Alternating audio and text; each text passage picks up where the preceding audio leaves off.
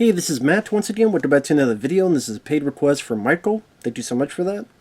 For those interested in requesting any type of videos, feel free to send it either directly to my PayPal. I do have a CashApp as well. Links are down below in the info box. I'll get to it as soon as I can. Thank you, Michael, for your generosity. Trying to get to these as soon as I can. But he was very nice. When he sent the request, he said, hey, get to them when you can.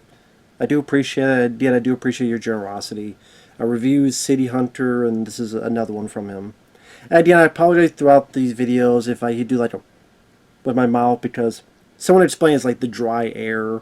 It's like, even though it's very cold out there, but then it's the heater, just dryness. So I mean, I guess that lets me drink more water, so that's healthier. Just the way my body is, I guess. See, doing it again. But Crimewave, 1985. Sam Raimi's second film after The Evil Dead, where him and Robert Tappert and Bruce Campbell wanted to do something different. They wanted to change a pace, not do a horror film. Because they didn't set out to do horror films, they did the horror film The Evil Dead because they felt, well, that's the easiest way to get into the market is horror. I mean, they were more into like comedy and other stuff. So they did this film, and it stars a guy, Reed Birney as the lead. And no, I don't know why I had that weird accent. A guy, G-U-Y, guy, Reed Birney. Which, I don't know what else he did. I think he did Broadway many years later. Sherry Wilson as your female lead. I remember her. She would be in Walter Texas Ranger with Chuck Norris. I think she was in Hellbound as well with Chuck Norris, that movie. I think that was her. Yeah, these two exterminators that are killers. Brian James, which he's been a lot of stuff. I mean, he's passed away sadly, but he was in Tango and Cash as one of the villain henchmen. Kurt Russell gets the grenade down his pants and pushes him down the stairs. He was in 48 Hours, another 48 Hours. He was in Blade Runner. He was the guy at the beginning, the android. Let me tell you about my mother. Shoots the other guy. He's done a lot of stuff. The other bad guy is Paul Smith. He was the guy in Red Sonja with the big bone, who was with the little kid, Ernie Reyes Jr. He was Bluto in the Robin Williams film Popeye. He's done a lot of stuff. So those are your two exterminators, or two killers. Bruce Campbell is in the film as Ronaldo the Rat, or the Heel. I don't know why. Well, he's supposed to be like a rat, a guy, a two-faced guy. So that's maybe what I'm thinking. But Ronaldo the Heel is the actual name. Might as well be Ronaldo the Rat. But Ronaldo the Heel. The thing is, Bruce Campbell could not be the lead in the film. The purpose was he was going to be the lead, but the studio said no. They thought Bruce sucked. And he even did a screen test, and the studio said, no, get someone else. Which is so strange, because, honestly, I do think Bruce would have worked better as the lead. And I think especially in the long run, this would have, I think, even more of a cult following. It does have one, but I think if Bruce was the lead, a lot, not all, but some of his films that he stars in has a bit more of a following because he stars in it. And I do think it would have been for the better. Because I think he would have been in more in the vibe of what Sam and them wanted for this lead guy. And it would have been something a bit different for Bruce to play compared to Ash in The Evil Dead. So, because I do like Bruce Campbell as an actor. So, I would like to have seen him in the lead. Now, apparently this went through a whole shitload of problems where first off, Bruce could not be the lead, so they had to get another lead. Then they had this budget that seems like, oh, this would be enough. I mean, we did the Evil Dead with this budget. Now we got billions of dollars, but then they didn't realize you had to deal with unions. You had to deal with stuff where you can't have an actor for too long, otherwise you gotta pay him more. All this stuff because they just made this little movie just with friends, in the woods. They didn't know how Hollywood worked. They didn't know how all the little extra details that you had to pay for worked. So it was not enough money, and then it went over budget. Then they got yelled at by the studios, and the studios got their hands on it. And then even to a point that they didn't edit the film. They would not let Sam Raimi do an edit of the film. And then apparently, like Brian James, there's a bit that he busted his hotel room because he thought there was ghosts or creatures in there. He was high as hell. Is what we're getting at. Louise Lasser, I believe her name, older actress. Somehow how she would not let anyone do her makeup, so she did her own makeup. It looked like shit, so they had to deal with that ego problem. Whole mess of a mishmash of things. I will say, if you ever get your hands on the Blu-ray, definitely get it if you're ever interested in the film, because there's a commentary hosted by Michael Felcher where Bruce Campbell does an audio commentary. Very interesting tale of all the shenanigans. He also does an interview on the disc. And I think there's one or two other interviews as well. And definitely a wealth of information about how things could go wrong. And the film itself, I do think it's okay. Like, it's not a film I love. It's not a film I would rewatch a whole lot.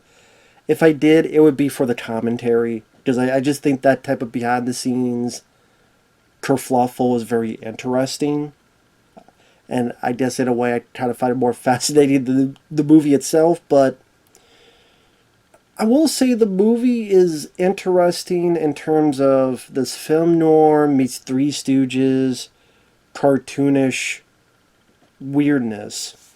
It's a unique movie, and I do appreciate that. It's a short movie. It's an hour and 20-some minutes. And it was interesting.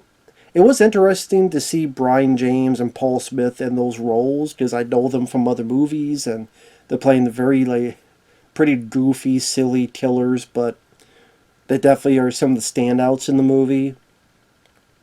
I mean, that's why I think when they released the Blu-ray, those two were pretty much front and center on the cover, which makes sense.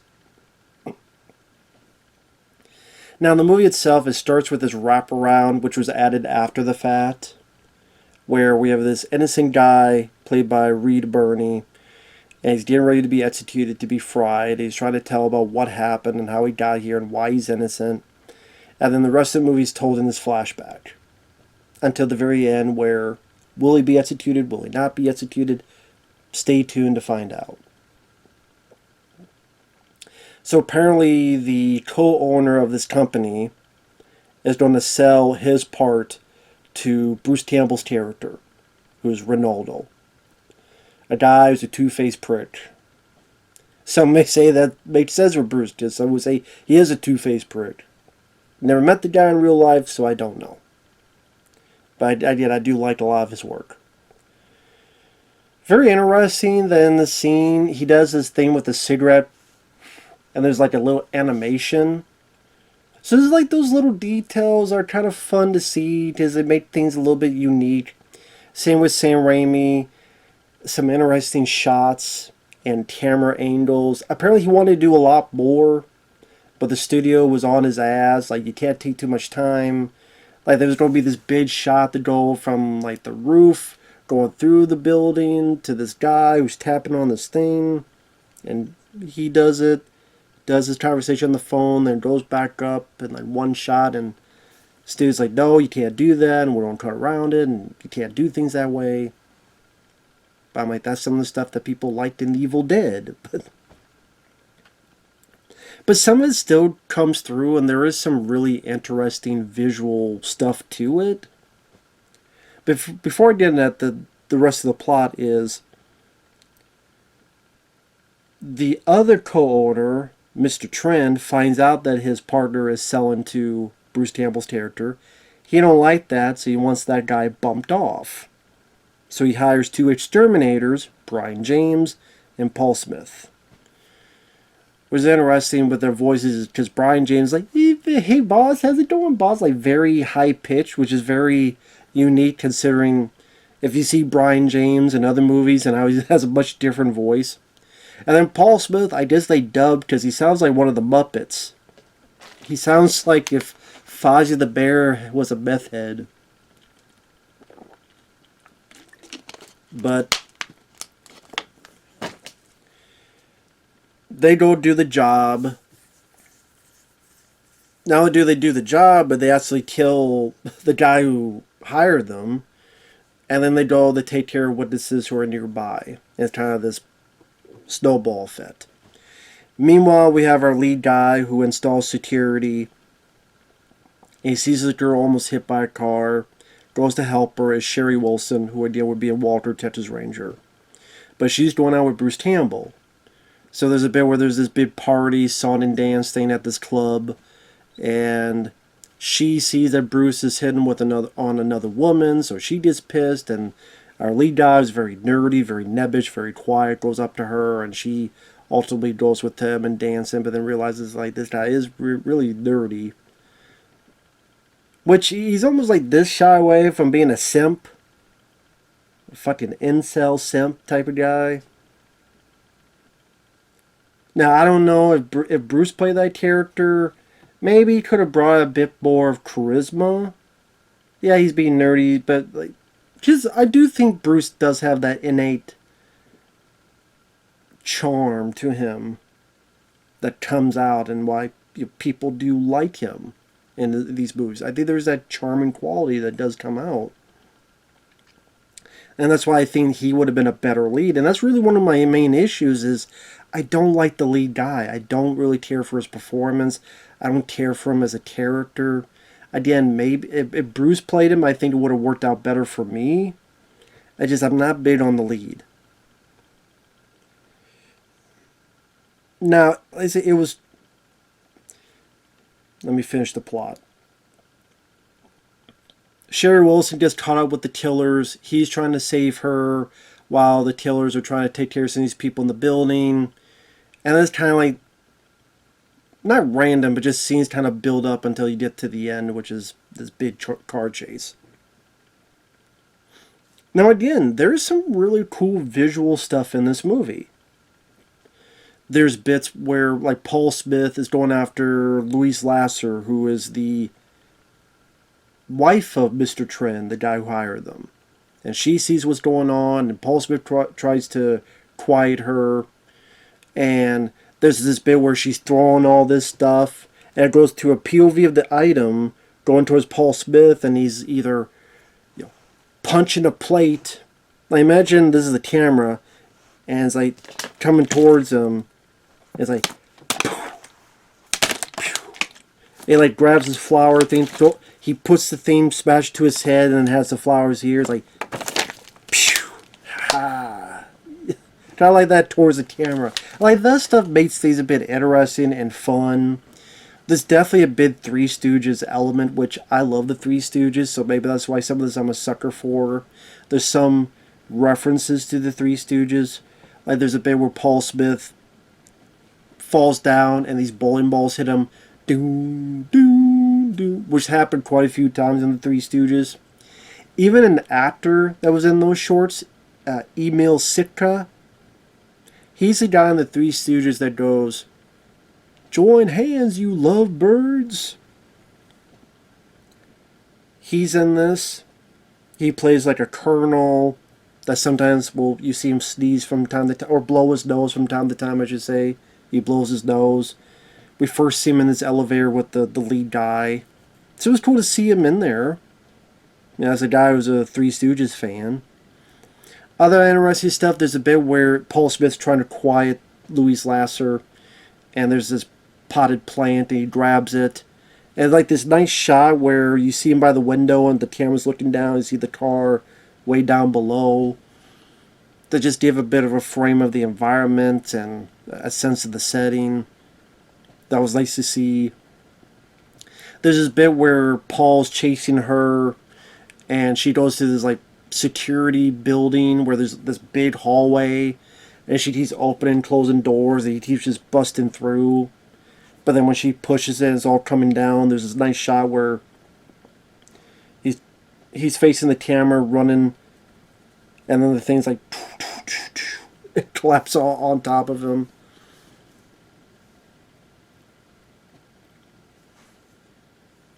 It's funny enough, it's between those two where I think some of the better visual stuff is in the movie. But also, like Brian James, he has this interesting weapon that only gets used a few times, where he calls it. What did he call it? He called it the Shocker. Not the Shotmaster, the Shocker.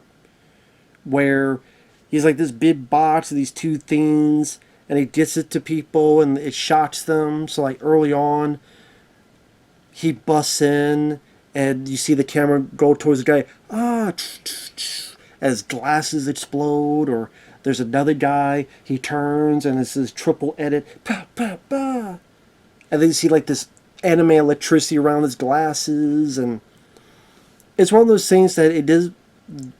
Sam Raimi and them did not want a bloody movie.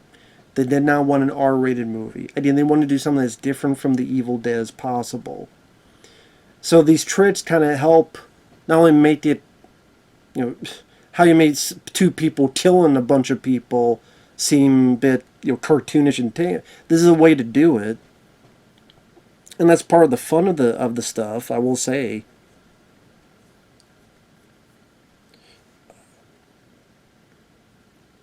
You can still see some of Sam Raimi's talent in display. But it doesn't feel like a tight script. Which is weird to say because it's an hour and 20-some minutes. But you can tell that. I just like there's a lot of stuff that was probably changed around. And it's trying to throw a lot of style in there when there's not a lot of stuff underneath it, and it's trying to be a bit of style over substance. And like Sherry Wilson is fine. I like her as an actress, but she doesn't have. I mean, I don't know if I want to say she doesn't have a whole lot to do, but in a way she doesn't. I think the lead guy, I didn't really care about him.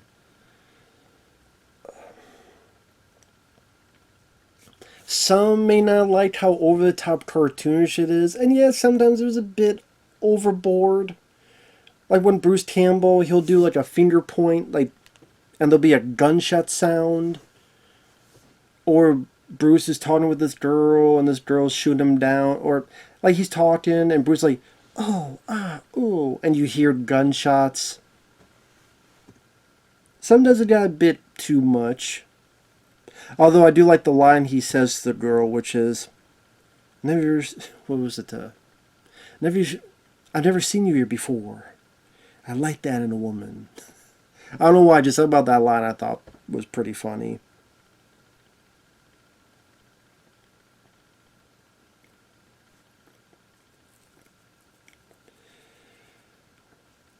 And again, it's just with the romance of the leads. You could clearly tell Sherry Wilson doesn't like the lead, and the fact the lead can't get the hint just makes him a bit more of an annoyance to me than anything. Like, how much of a fucking simp incel are you that you can't understand this fucking lady don't want your sorry ass? Get the fuck out. Again, maybe better writing, or maybe like a different actor could have made the guy seem a bit more charming and less sad. I don't know how to put it. But I don't know. Again, it's one of those films that seems unfocused.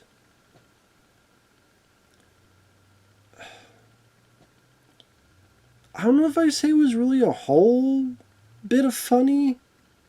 I mean, it is a comedy.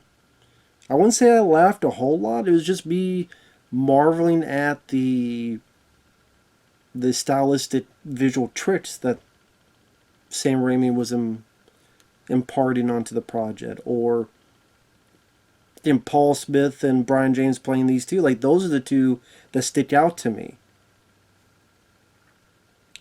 Like when they're on screen, it's like the movie has a bit of a jolt to it in those sequences, and when they're not, it's just kind of whatever. But I mean, there's some good scenes. I think the car chase scene at the end is fairly good, where there's at first like three cars involved because there's Sherry Wilson driving, then the bad guys are driving their exterminator truck with like a fake rat on top, and then the lead is driving after them. And then there's bits where he's trying to get to one car, but he's in his other car, and there's these nice wide shots where the person's in the middle and his feet's on this one and his hands on the other car. And then obviously with screen projection for safety of the actors is him fighting Brian James, or at one point getting a baseball bat. And but at the same time, the energy seems just, there's that bit of fun that I appreciated, that zany energy that did make those scenes kind of fun to watch.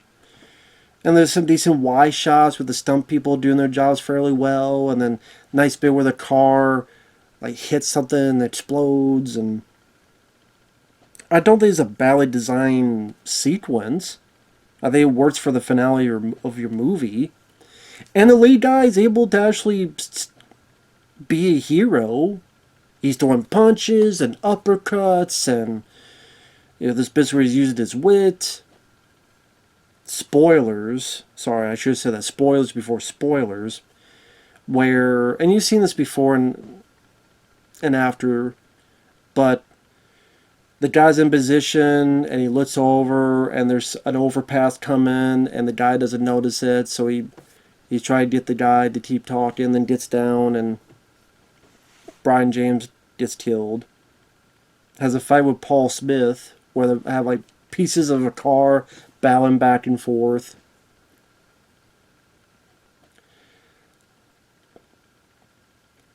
And like I said, you could tell that the wraparound was done after the fact because it just feels and looks so different from the rest of the movie. Where Sherry Wilson is with these nuns who have a vow of silence, and they're trying to get to the jail in order to stop the execution in time. It's like I said, you can tell it's not naturally fitting with the narrative of the movie, which kind of made me go, how did the movie originally end without the wraparound?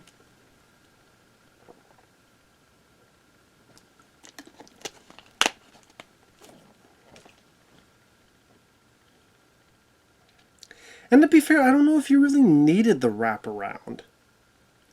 So I disagree. I don't think the wraparound was really needed. Because again, spoiler is he saves Sherry Wilson before this car went off the bridge. Saves her, but then he falls down into the water. But I would guess what would have happened was he would have fell, but then it probably would have cut to the wedding picture, maybe some bit of narration how he survived or whatever, because again it's a giant cartoon, and then we go about our day. So I don't think you needed the wraparound. I don't think the wraparound really brought anything to the table of note that maybe, I don't know if people watch this film, I don't know if they say, oh, I love that wraparound, that's my favorite scene in the movie. Is I say it does feel out of place, and it just, you could cut that out and not really miss much. Just there's not really any jokes during it, except maybe like a newspaper. There's a newspaper joke. Hero executed. Almost. So I mean, like I said, you didn't really need it, is what I'm saying. So So while I do wish the lead was Bruce, I don't think it's hilarious. Just sometimes it with this the amount of sound effects, it does get a bit too zany, like bit too over the top, bit too much, and it being a bit unfocused. The fact it's such a short running time, the fact that there is at quite a few times an infectious energy to it, that I appreciate the creativity involved. I like the Three Stooges references, like I mentioned before. I like seeing Paul Smith and Brian James just having fun, playing very different type of comedic villain roles. Again, I really do like the visual elements that Sam Raimi brought to it. So I do think there's some merit to this, but I wouldn't say it's a favorite of mine. I mean, I would put Evil Dead 1, 2, and 3 above this, and Darkman. But I would say I'd rather watch this and Drag Me to Hell. That's the thing. I'd rather watch this than that Oz movie he did. People forget he made an Oz prequel with James Franco. I'd rather watch this than Doctor Strange in the Multiverse of Madness. I really would, so I'd rather watch this than Spider-Man 3.